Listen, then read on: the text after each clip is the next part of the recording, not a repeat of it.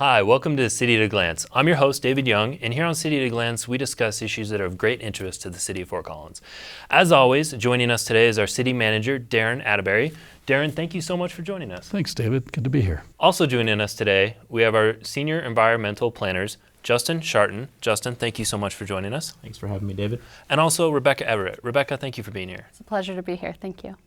Today we're discussing something that's very special to me and many residents here in Fort Collins, which is nature, specifically Nature in the City, a new project that we're working on here at the city. Darren, I'll ask you, tell us a little bit about Nature in the City, kind of how it came to be, a little bit of background on Nature in the City and what it is for folks. Well, I'll let these folks do the background. I appreciate you being here and appreciate the topic, David. I think it's very relevant. And I think we all have our own stories about how this kind of came to fruition. But the bottom line is this city has had a wonderful history around balancing the built and the natural environment. And as Fort Collins continues to grow, we want to make sure we don't lose that. I personally have a story where a very close family friend of ours, his name's Bobby Kelly, he started living with us during the summers about 10 years ago. He's a baseball player for the Foxes. And he came from Southern California. He was in college and he came here during the summers to play.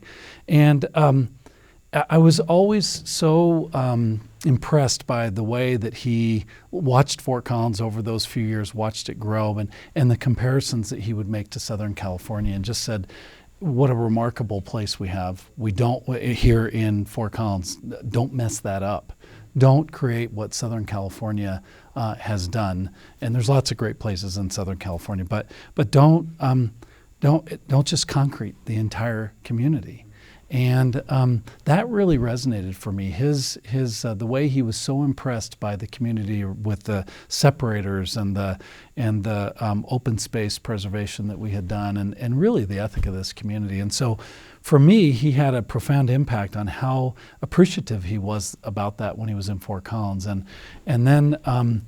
Really, we had a series of city councils and mayors that deeply believe in this balance. We have a community who it's in their DNA, and really a staff that has committed, in many cases, their entire careers to that sort of nuanced balance. So, for me, Bobby was kind of an inspiration to say we can't lose that. And so now. If you listen to our planning department, say Cameron Gloss, and he has talked with various city council committees and the community around our growth rate and what we're likely to be 25 to 32 years from now, which is nearing 250,000 people. The question is, how do we not lose what we have? And I think that you guys, and I know we're going to talk about the program and how, what this is all about, but the built and natural environment is critical. And if we lose that, then we've really not represented this community well. So that's what I'm really excited about. I see, yeah. So kind of jumping over to pulling back the hood and taking a look under Nature of the City. Justin and Rebecca, can you kind of go into a little bit more detail in terms of what that looks like? I know for a lot of people, when they think of nature, they think of, the backwoods or, up near Horsetooth or something along those lines. But we're definitely talking about something a little different here, aren't we?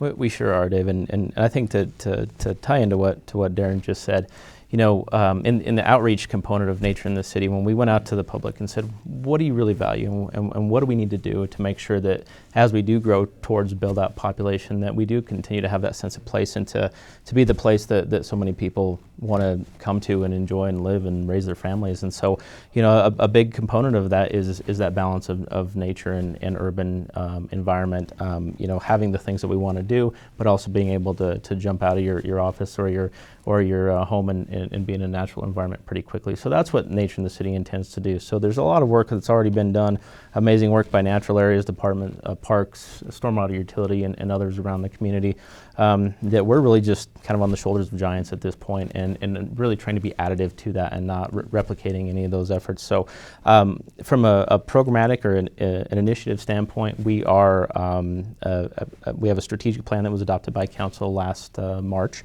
And so in that, it really details a suite of policies that we are going to look at in the midterm and short term, and really try to get some of these initiatives off the ground. As far as what it looks like from a project standpoint, the two main thrusts for us in Nature in the City is for people, a 10-minute walk to nature. So one of our goals is to be within 10 minutes of nature of anyone within the city, that they can easily access nature. And from a wildlife standpoint, we want to have wildlife to have connectivity throughout the community, and that's no easy thing to do. So those are kind of the couple things from that standpoint. And the projects will really have a wide spectrum of looks to them. So they may be a small community garden style kind of a habitat garden kind of thing, or it may be a trail connection for on a private HOA space that we partner with the city to provide access to residents that didn't have it before. So it's going to look like a lot of different things over time, and I heard several council members say at different points that this is a 100-year vision, and so we are just at the very beginning of this, and we're looking to have a great run, but we are at the very beginning, and so we're just kind of getting some of the foundational pieces going right now. So you mentioned that outreach piece, and I know, I noted at the beginning of the show that nature is something that I love and is very important to me, and I think that's something that we've heard from the community. But, with that long-term 100-year vision, can you speak a little bit about why this is so important to Fort Collins? And Darren kind of alluded to this a little bit. Could you provide a little more context about the importance to this community, and especially long-term, what it will mean for folks? Yeah. At the nationwide level, 80% of the population in the United States now lives in urban areas. So people more and more are experiencing nature in an urban setting. It's we've got great national parks, great public lands, but more and more people are craving that interaction at a very close, intimate scale, whether that's in their own backyard, whether that's on, along the sidewalk as they're walking to where they need to go. People want to see nature everywhere, and especially in Fort Collins, where it's so strongly ingrained in our value system. People really care about protecting nature and accessing and enjoying nature. So, we're looking at going beyond the public spaces in the community. Like Justin said, we've got a really great network of natural areas, parks, stormwater lands. Those really form kind of the bones of our system, the skeleton. Nature in the city can fill in the pieces. We can be kind of the ligaments that connect those bones. It really allows us to go above and beyond and make nature very visible and accessible, top of people's minds, no matter what they're doing in their day. Definitely. The data is very clear when we ask our citizens what are the important services and what's important to you in building the community, both currently and in the future. Clearly, open space, access to nature, trails. We cherish that. In fact, in the high 80-90% range of all of us say that's a critical thing for our well-being. So I really appreciate what you said, and the data bears that out. The data says that this community wants more of that, and wants to be certain that we're protective of that, whether it's 20 years, whether it's 100 years, and beyond. So yeah. Certainly, all things that kind of make Fort Collins. Yeah, you guys are really part of this. Is big work. I mean, it's a privilege. I hope you feel that a privilege to work on in this community, because the community supports it. Our mayor and council are expect it and want to see it, and are resourcing that, and then you have a chance to really execute on an amazing vision. So. If you feel like I do, it's a privilege to be part of this kind of community, doing this kind of work. Absolutely. It's good work. Absolutely. With that support in mind, could you guys drill a little bit more down, with council unanimously approving this, that shows that support, that dedication. What are the initial next steps that you're going through right now with this implementation of nature in the city? Sure. So Nature in the City was, we benefited from the Building on Basics initiative that was recently passed last year. And so we're receiving some of the funds for a 10-year period for capital projects from that initiative. So that's our primary funding source to begin with. And so probably at least in the 2016 timeframe, we're going to be looking at a suite of pilot projects to make sure that we're really getting in there and honing in on making the most impact in the right areas of the community, working with the right partners, both internal and external to the city. And so from that standpoint, we're working on that. But then there's also just a large foundational component of just starting up a major initiative such as this. And so we're going to be working in 2016 on a number of foundational components, not the least of which is some design standards and some other things in the development review side of things in the planning area that Rebecca can speak to a little bit as well.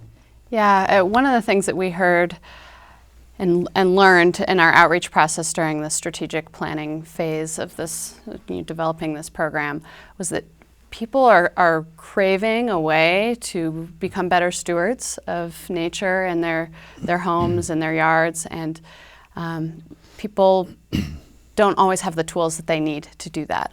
We've got a disconnect between the information and the skills that are needed to sometimes implement the, planting native species in your yard, developing a xeriscape garden, or developers creating a natural habitat area on their site rather than a mowed lawn area.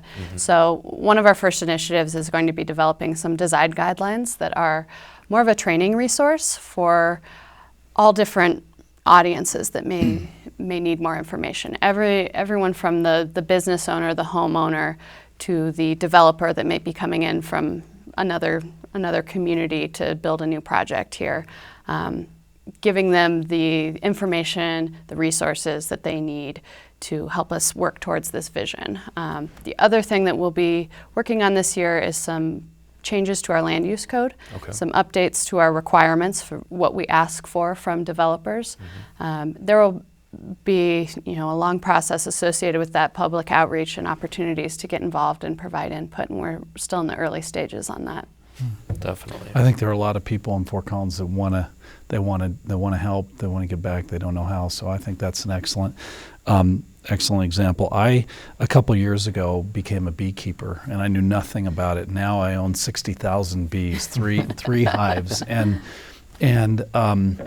what I've learned is that not only is it a huge contributor back, but there's great benefit. I mean, there's great benefit for me in terms of a hobby because I love it so much. It's like therapy when I go out and out to my garden and mess around with the bees. But also the product is phenomenal, whether it's the wax or the honey, and it's fun to be able to kind of give that to folks as gifts or whatever it is. But I think it's when you're able to give back, it's pretty spectacular. You feel like, and whether it's beekeeping or whether it's gardening or whether it's changing, I think your yards as you've suggested, or and I think a lot of people just don't know how to do that. They have the heart to do it, but they don't know how. So I think that'll be a great resource for folks. I think there are easy ways to provide better habitat for butterflies and bees and birds, and those are some of the species we're really focusing on. What are some easy ways to create more habitat? And I think just about every property has some kind of opportunity for that. Right. And I think you're right, Darren. We get calls probably weekly of people saying, how can we get involved? How can we help? And so one of the big foundational pieces this year is not just the design guidelines and some of the resources to provide people, but plugging them into some of our work. So we're going to be doing some citizen science data collection for the third year in a row across the community to look at bird and butterfly and possibly pollinators this year as well to get that kind of baseline condition so we can see over time what the trends are and if we're really making the impact that we hope to. Right, that's great. Well, and I think making resources available to people, like, I didn't know there was a Beekeepers Association in Northern Colorado, but as soon as you become a member of that, I'm not promoting it, I'm just saying as an example that, you just have this wealth of information, and these experts or hobbyists who've been doing this, and they are eager to help. And I think that also has value to a community as well, when people are coming together and sharing and helping each other learn. And for me, without going into a whole nother topic, David, for me it's Fort Collins, which prides itself on being a learning community. Mm-hmm. And this is just another way that we're, as we're learning and we're contributing back, we're helping the planet at the same time. It's pretty neat. Yeah. And you mentioned learning. It's hard to ignore the educational side of things, but we were starting to look at a couple potential pilot projects with PSD and looking at some of the environmental centers that there are existing or are planned on PSD properties, and so hoping to implement some of that kind of thing for our local students. And so yeah, we're from the kids all the way up through us parents and on down the road. We're hoping to connect as many people as possible. Great. Yeah, I know for me personally, when I'm able to go outside and just spend a minute in nature, even if it's just a 5-minute break at lunch, I go back and I feel rejuvenated, I feel better. It just makes a big difference. So I think that these little spaces are definitely going to make a huge impact in the community. So when we get his foot healed, we're going to get him in a bee suit and have him get out there and play around a little bit. So I look forward to that. So with that in mind, as the community continues to buy in and more people get involved, 10, 15, 20 years from now, can you kind of paint a picture of what the community may look like with Nature in the City sort of, fully implemented, or not fully because it's continual, but as it starts to sort of, roll out, what do you can you kind of paint a vision for folks out there of what that'll look like? I can take a first crack at it. And I think it's a little bit hard to say because we all have a different vision of what we think it's going to look like. I think, going back to our strategic plan and sort of the direction that we've been given from that, I think, that we're shooting for a 10-minute walk to nature for all residents. So whether you're in Old Town or down the southeast part of town, hopefully we'll be able to get towards that in the longer term, towards a 10-minute walk to sort of that high quality nature that people can go and rejuvenate themselves and recharge those batteries.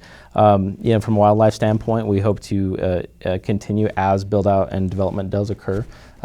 We want to continue to have opportunities to preserve existing high quality habitat for wildlife and restore sort of degraded or converted spaces back to native habitat for a lot of different species, so that it's not the species going around the community, but rather they're staying within it and able to pass through and even reside in some cases in some of the high quality habitat patches. So I think from that standpoint, those are kind of the two main thrusts, but certainly there's going to be a lot of resources from the homeowner up through landscapers and commercial developments. There's going to be a lot of resources from the land use code and building code side of things, and so it's going to be a whole suite of things, and so we're trying to look at things from a really wide spectrum and try to hit as many facets as we can. David, do you mind if I ask Justin a question? Yeah, by all means. So earlier you mentioned pilot projects, and I'm wondering if what you just described is some of those pilot projects, or if you have a specific few in mind that you might want to share. I'm sitting here thinking about the viewer who's watching and thinking, this is great, but what does it mean? What kinds of projects do you envision?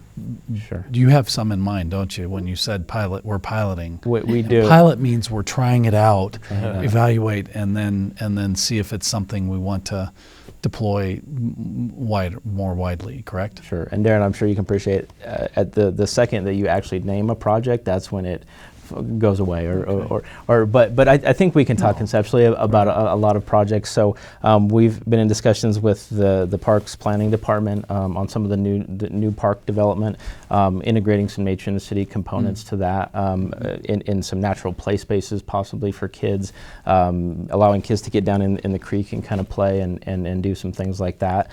We've worked with some local nonprofits and environmental nonprofits in the area on some concepts for putting together pollinator gardens and partnering with some of those on both public and Cool. private lands. And then, back to the school district, we're looking at, some of those elementary schools that do have either plans to have an environmental education kind of component in their curriculum, or have a start that we could maybe help accelerate. And so those are some good examples of what we might be Right. looking for That's 2016, and then from who knows as we move forward. But we're hoping to try to keep it small and conservative to make sure that we're doing a really great job and expand organically from there. And one specific project that comes to mind is the Living Wall, and people Yeah. may have heard of this already, but if not, the concept is that you have plants that are actually embedded in soil up against a wall rather than just vines growing up on a wall. It's a wall that's actually living and growing over time, and we will be installing a living wall on the new Utilities Administration building that the city is building as a demonstration project, as a pilot project. There haven't been a lot of living walls that have been constructed in Colorado. It's a harsh climate, often for those types of things. So we're testing it out, and we want to try it ourselves and see if it's something that we can teach others in the community how to do if it makes sense Right. for our community. Very cool. That's something definitely to look forward to. Very cool. So just to kind of close up here, Justin touched on this a little bit. For folks out there who are all excited now, ready to get their Nature in the City going, how can they get involved? What are some specifics that they can do to kind of get involved in this project? Sure. So I think the best way is to go to our website, which is fcgov.com/Nature in the City. Yep. And that'll give you your real-time updated volunteer opportunities as we get through some of the design guidelines and other resources. That'll be kind of a one-stop shop to start from an educational standpoint, getting involved standpoint. So I think that's first and foremost. Yes. Yeah, and just like with any changes that we make to our land use code, any new design standards or guidelines that we develop, like Justin said, there'll be a strong engagement component to that. We'll be looking for a lot of input from residents, business owners, developers, other key stakeholders that need to be a part of that conversation. Definitely. So more to come for Yeah. sure on this. Absolutely. Yeah. Well, before we close, would Darren, would you like to kind of add any final speaking points? Anything? like Yeah, that? just a couple. Thanks, Yeah. David. I really appreciate the work that you guys are about to do. And for me, it comes down, it's a pretty simple process. It's leadership, mayor and council, community saying we have a vision and let's clarify that vision. Align resources to that vision, and then pilot things, as you've said, just keep getting better and better and improving. And I think that's exactly what we're talking about here. We have a great vision, and as I said earlier, for me, it's a privilege to be able to kind of play in this space. I think, when you're working on 100+ year work, it's just, man, how many jobs do you get to do that? And I'm thankful that you guys get to do that.